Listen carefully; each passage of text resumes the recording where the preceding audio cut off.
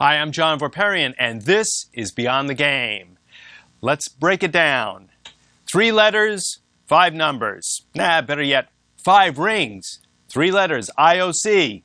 Good, bad, indifferent. For Boston, well, we're going to turn to Evan Weiner, a good friend of the show. Evan's here to tell us about whether or not Boston should get an Olympics. All right, there's your question. Run with it, Evan. Well, are they going to shovel the snow for the Olympics in 2024? Yeah. So they still may have snow there. Yeah.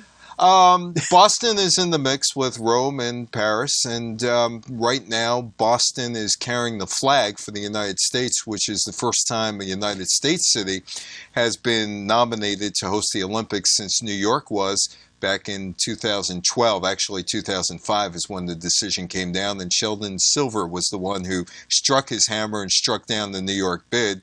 And there must have been some serious laughing in the Swiss chalets of the IOC when Sheldon Silver was indicted. Yeah. I said, see, karma got you.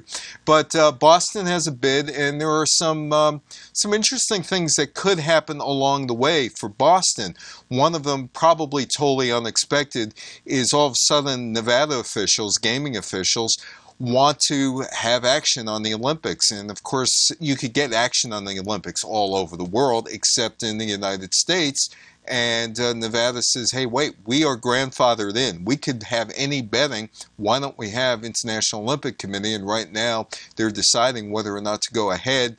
There's a proposal before the Nevada Gaming Commission saying, hey, let's bet on the Olympics with Rio, the 2016 target. Yeah. Well, you know, this is what amazes me about the Olympics and host cities.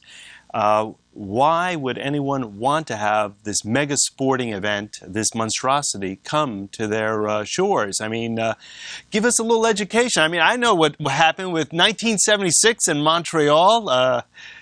You know, I mean, you got to dig out from debt talking about snow. Well, I'm not going to talk about the economic impact of the Olympics. What I will talk about is why people go after the Olympics. They look at Barcelona in 1992 and say, well, Barcelona got a lot of tourism and got a lot of good, positive feeling throughout Europe, but Barcelona was always a destination. But they did get a new metro, a rebuilt metro out of it. And the good thing about Barcelona, and I've been there quite a few times, is that when they do have mega events, they do manage to keep whatever the mega events were. You go back to the late 19th century, and there was some sort of World's Fair there, or just a European fair, and there's still the architecture is still there, the park is still there. They still utilize that area. So Barcelona has figured it out, big events over the last 120 years. You do it for prestige. You do it saying, hey, we're open for business. Come bring our business or your business to our city. You do it to build your city's brand. Boston, I think, is destination anyway, at least for people on the East Coast. Go see where Paul Revere was. Go see Faneuil Hall. If you're a baseball fan, there's a cathedral called, I believe it's your baseball guy. It's yes, the Fenway Park. Yeah. Fenway Park. And that's not just a baseball park. That is a destination. That's a mausoleum. It's a cathedral. Excuse me, what was that? A mausoleum. And a cathedral, too. So, and then there's Bunker Hill nearby. So I'm not sure that Boston necessarily needs the publicity, come see us. People do go to New England in the fall to see leaves change as well. But they think it's going to do something for them. And their arch rivals at this point are, what, Paris? Paris is trying again, and Rome is trying as well. Of course, Rome is a destination place, too. I mean, you get the Colosseum, you got the Forum, and Paris is a destination. Hungary may be in the mix, too. That's not exactly a destination place. Yeah. But Hungary had tried before. What are some of the pluses and minuses in holding or trying to pull off a mega sporting event in Eastern Europe? You have to rebuild the whole area. You got to rebuild train stations. You got to build an airport. You got to build stadiums, pop-up stadiums. In Chicago, they want to put those pop-up stadiums. But look at Atlanta. They had the '96 Olympics. Ted Turner moved his Atlanta Braves into a place called Turner Field, and they're gone. I mean, 20 years. That's it. We're moving. We're going to the suburbs. They're going to Cobb County. So even if you build these mega stadiums, doesn't mean that they're going to last forever.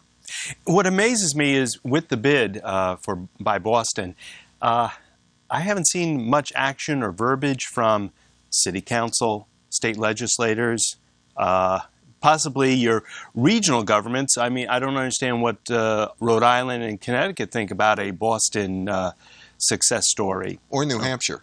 Or Maine, because Maine's not very far from there either. Boston is regional. I mean, New England Patriots, it's the 6 states. That's the Red Sox.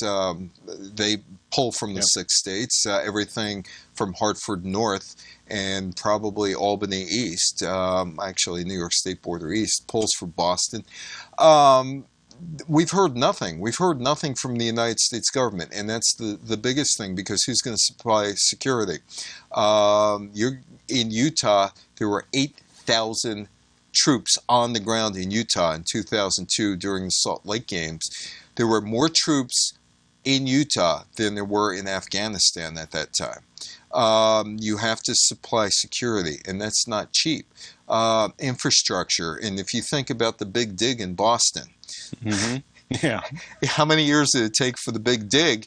And you're talking about 2024, so we're 9 years out, and it will be 2 years from now that they will award Boston the Olympics, or Paris or Rome or somebody else. Germany is also making a bid for it, supposedly. And we know how long it took for the Big Dig. They might not be ready for the 2028 Olympics if there's a 2028 bid. But the United States has a massive pull because of TV. Comcast NBC will be doing it, and they pay the IOC an enormous amount of money, and the IOC probably wants an Olympics in American Eastern Time Zone, American Central Time Zone, not so much the Mountain because it's not that populated, and certainly the Pacific Time Zone. And they probably want real-time Olympics as opposed to putting everything on tape, and you could get that in 2024. You're not going to get it in Korea in 2018 for the Winter Olympics. You could get it conceivably for Brazil because they're 2 hours behind the East Coast. And you're looking in Kazakhstan and China for the 2022 Olympics, which will be awarded soon. So they may want an Olympics in real time for a United States audience, which is the most lucrative audience, even though it's only 4% of the population of the world. You mentioned it, so it's fair game. Tajikistan, there is no infrastructure, and with China in placing the Olympics there, there is an issue with regards to the environment and water. What have you written about on those two countries bidding? They're probably trying to choose the lesser of the two evils. They really have to rebuild or build in Kazakhstan. And they've been in China, so they know what's going on in China. I don't know. I mean, they went to South Korea. Nobody wanted the 2022 Olympics. If they had their druthers, it would have been in Stockholm. It would have been in Oslo. It would have been in Munich, Germany. And everybody said no because of the economics. The economics of the Olympics have been a problem since the 1970s when Colorado voted against funding the Olympics. Montreal, 1976. It took them to 2006 to pay off the debt, which was enormous. And you had Montreal with a tax, and Quebec with a tax, and Canada with a tax, all to go to pay off the Olympics. And because of what happened in Montreal, the next Olympics that came up was in 1977 for the 1984 Olympics, and you had two cities bidding, Tehran and Los Angeles. And Los Angeles didn't exactly want to put up a lot of money. Jerry Brown was the governor of California at the time. Jerry has been, throughout his entire career, pretty consistent. I don't spend for sports. And Peter Ueberroth, you got to give him a great deal of credit because he pulled off an Olympics with all volunteers and commercialized the Olympics. And I guess we can read more about that because let's Well, shamelessly Shamelessly plug. plug. Well, I got 5 of those books. Okay. That's the 2005. That one is in Harvard. That one, if you go to the Widener Library in Harvard, you can take that out in Harvard. But it's one of the 5 books I have on. It's all digital now. It's all on ebooks, and it's all cheap. So you could buy it, and you could get it from all of the suspects on in digital world. And you're doing podcasting now. Doing podcasting now out of, we're doing out of Sports Talk, Florida, and it's 2 minutes, and it's nice to get back into the radio commentary business because I did it for 7 years before Westwood One imploded, and a lot of the issues, particularly the Olympic issues going into 2005 in terms of picking up the 2012 Olympics, whether it was New York, Paris, Moscow, Madrid, or London, are still there. And one of the issues that Boston is going to have to face, now we know Boston, we had the Tea Party and we had the revolution that really started in Boston. In fact, the soccer team, Bob Kraft's soccer team, is in New England Revolution. One of the problems is dissent against the Olympics in the International Olympic Committee, which is a member of the United Nations. It has permanent observer status at the United Nations with the Vatican. And they can do things and they could submit ideas to the General Assembly. They don't have a flag. They don't have a country. They don't have land. They're not a sovereign nation, yet they're a member of the United Nations.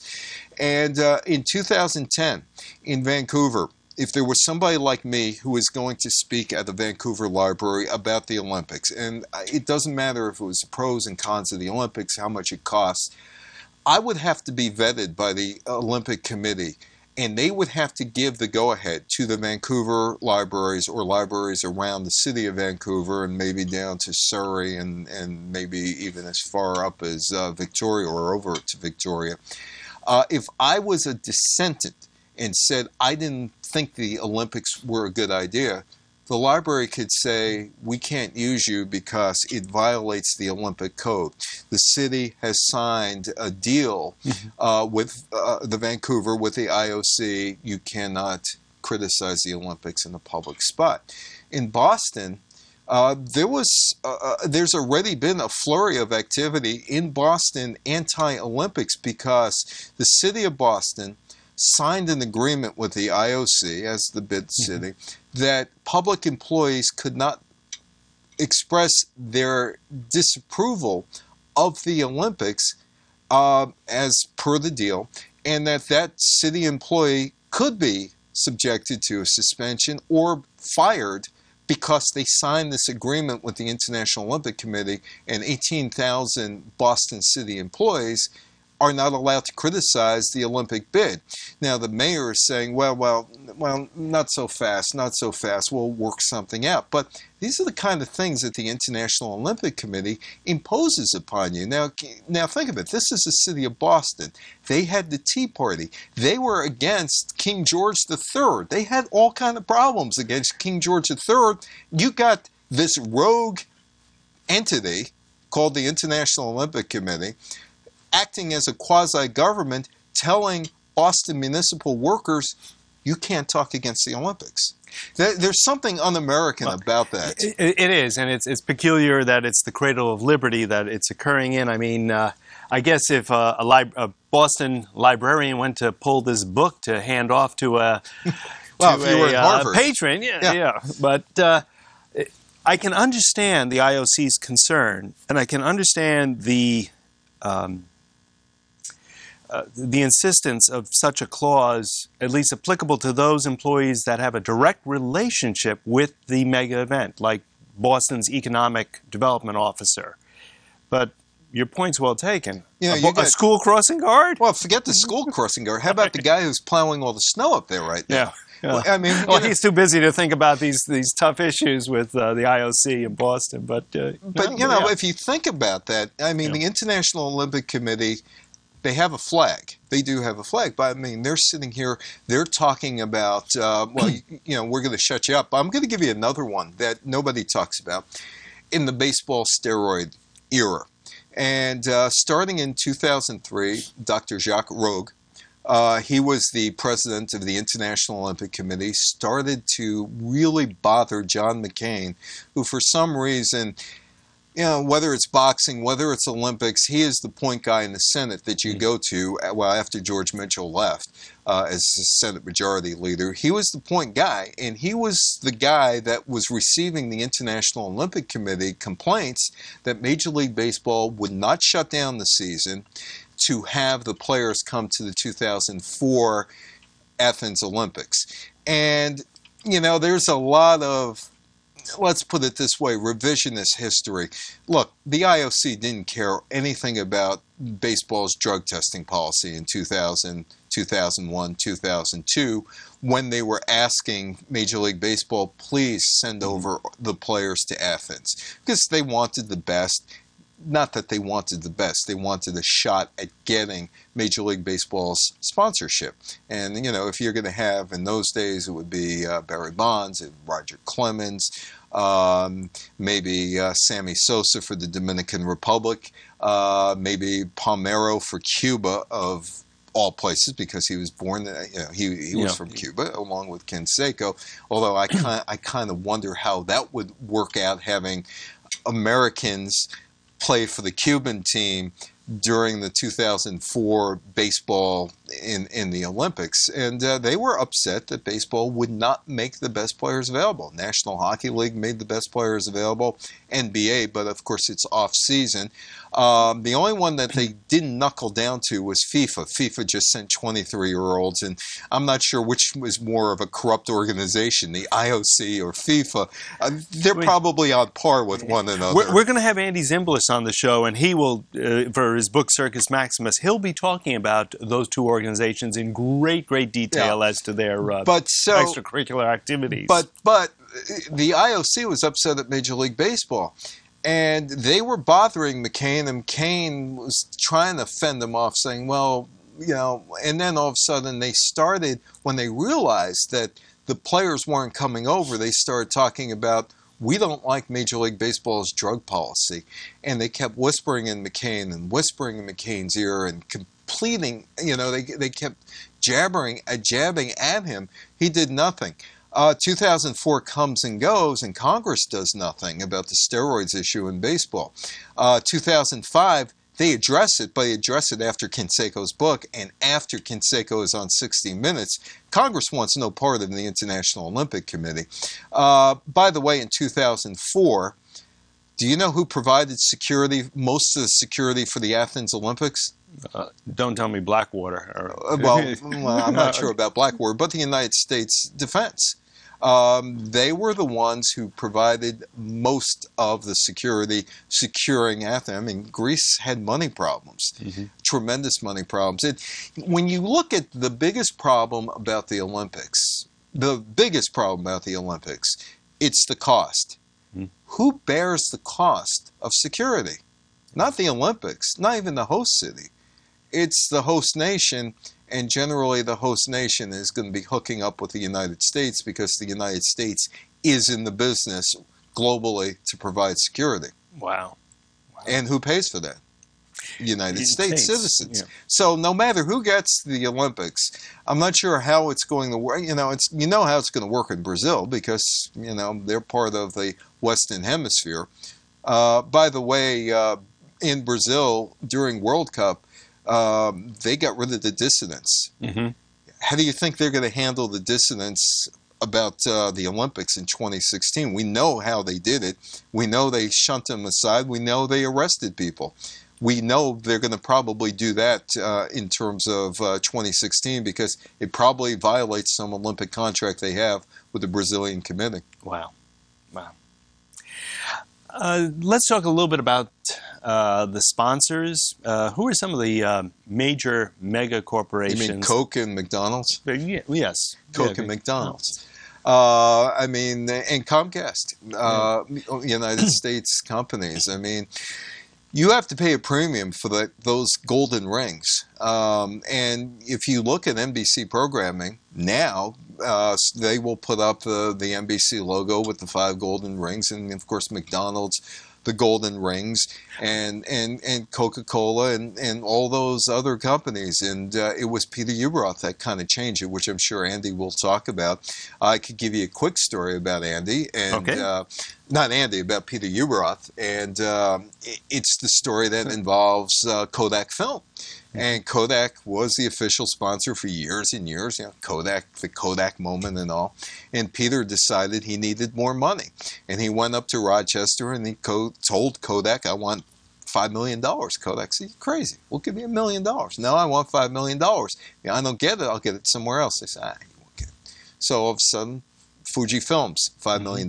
Coincidentally, Fuji Films became the official sponsor of Major League Baseball in 1987, where Peter did his famous, I won't put all these guys from Japan are putting on the Fuji hats. Peter refused to put on the Fuji hat, said caps were for kids.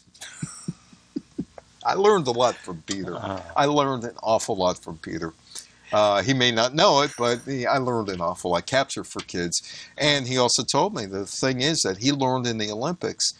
What do you think is the most important part of any sports organization? The television arm is the most important part. No, the logo. You go protect that logo at all costs. It doesn't matter what you do. You have to protect that logo. Look at Major League Baseball. They protect that logo. Remember the restaurant, the Brooklyn Dodger? Oh, yeah. And that was put out of business because the Dodgers were concerned about competition from a little restaurant in Brooklyn called the Brooklyn Dodger. Trademark infringement. Yeah, exactly. Yeah.